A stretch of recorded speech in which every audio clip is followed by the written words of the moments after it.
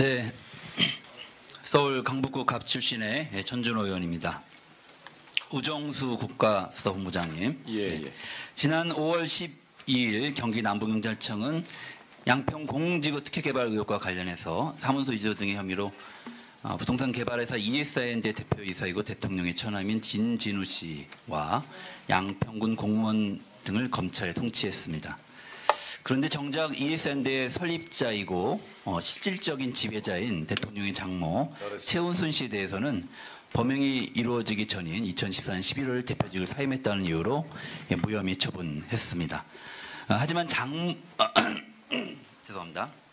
하지만 법원에서는 장모가 ESIND를 실질적으로 지배한다고 판단한 바 있어서 2003년 1월 그런 판결문을 발표를 했고, 이것은 경찰이 법원의 판단과 배치되는 결정을 내린 것으로 제가 지난 전체 회의 때 지적한 바가 있었습니다. 당시 윤희근 경찰청장은 법리 판단을 해서 재수사 여부를 검토하겠다라고 답변하신 바도 있었고요. 자, 국수본부장님, 해당 판결문에 대해서 검토를 좀 하셨는지, 그리고 재수사 검토를 하셨는지 질문합니다. 예, 판결문 수사를 담당한 경기남부청 반부패 수사대에서 이미 검토를 한 사안이고요. 네. 현재로서는 수사를 다시 재개할 만한 새로운 증거나 진술이 확보된 게 없다고 판단이 되고 있습니다. 네, 제가 담당 수사팀이 저희한테 제출한 자료의 내용을 살펴봤습니다.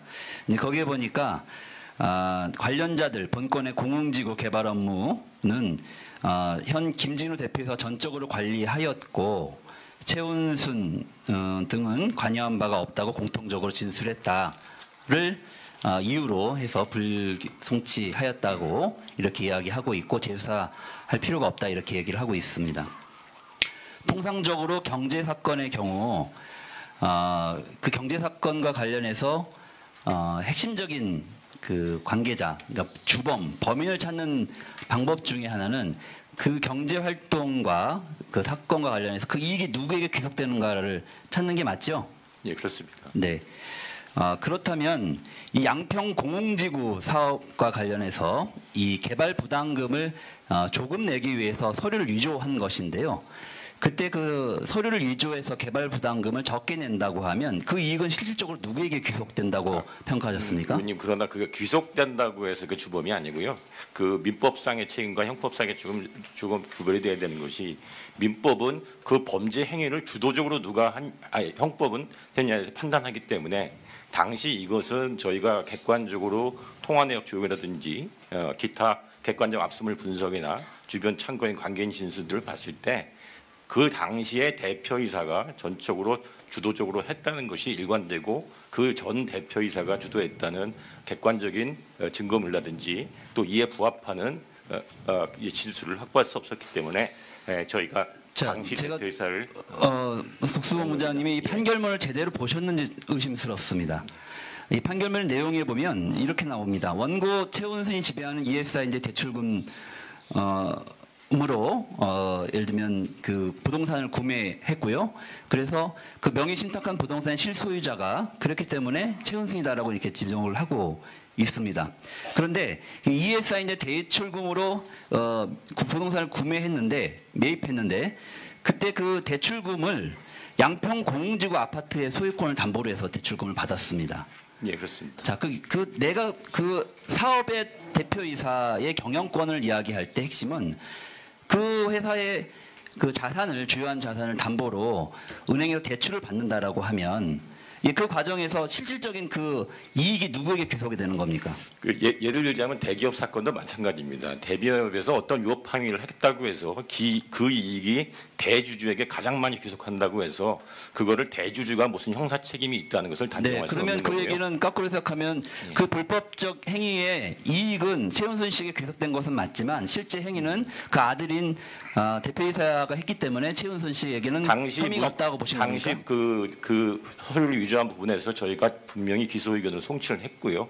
그거에 대한 주도적인 행위 그 시행사의 최은순 씨에 대해서 기소 의견을 송치했다고요? 아닙니다. 그 행위 당시의 대표이사. 네. 그러니까 그 지금 말씀하신 김 대표 그 아니 아드님 김 대표의 그 경영권 행사 과정에서 실질적인 지배자인 최은순 씨가 어떤 작용을 했는지에 대해서 조사를 하셨냐는 그거에 대해서 저희가 다 객관적인 자료와 직원들 강제 수사를 진술과 하셨습니까? 예? 강제 수사하셨어요? 최은순 씨와 그 아들 간의 뭐 거래 내용, 통화 내용, 금전, 저희가 은행 계좌, 의원님, 압수수색 이런 것도 압수수색을 진행했습니까? 저희가 이 사건 관련해서 4번에 걸쳐서 36개 장소를 했고요.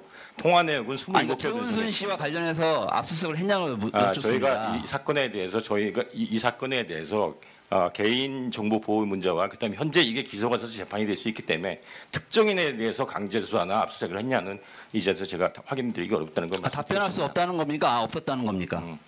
답변하기 말씀드리기 어렵다는 말씀드리겠습니다. 그러면 했을 수도 있고 안 했을 수도 있다 이런 얘기입니까? 어쨌든 저희는 법과 원칙에 따라서 그렇게 자신이 없습니까? 야당 대표에 수사하면서는 수백 차례 걸쳐 압수수색도 하는 자신이 정권인데. 없다는 게 아니라 저희가 608개의 계좌를 분석을 했습니다. 27개 휴대폰에 통화 내역을 했고요. 36개 장소에서 충분히 압수수색을 했다는 말씀드렸나? 다만 개별적으로 어떤 대상자를 상대로 해서 저희가 강제 수사를 진행했는지는 현재 기소가 돼서 재판이 되고 있는 사건이기 때문에 확인해드리기 어렵다는 말씀을 드린 겁니다.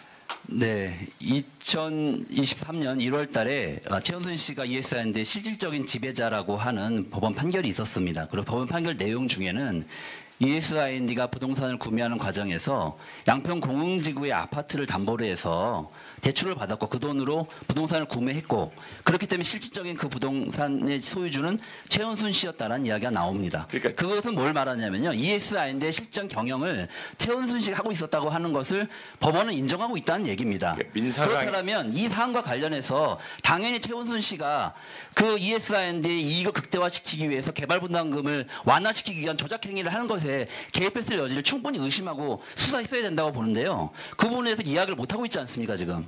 제가 말씀드리지만은 그 충분히 압수물 분석과 또 주변인 그덕 주변 참고인 직원들 그래서 최은순 씨가 문서를 위조했다고 하는 객관적인 증거와 그에 부합하는 진술이 없었다는 말씀을 드리겠습니다. 서면 조사했습니다. 서면 조사로 다 밝혀집니까 그게? 최은순 씨뿐만이 아니라 저희가 필요한 이런 사건들에 대해서 여건 야건 관계없이 필요에 따라서 소환 조사를 할 수도 있고 서면 조사를 할 수도 있고 그거는 정치적 편향성이 없이 그 반대의 경우에도 우리 그렇게 수사를 했다는 말씀을 드리겠습니다. 그러지 않죠.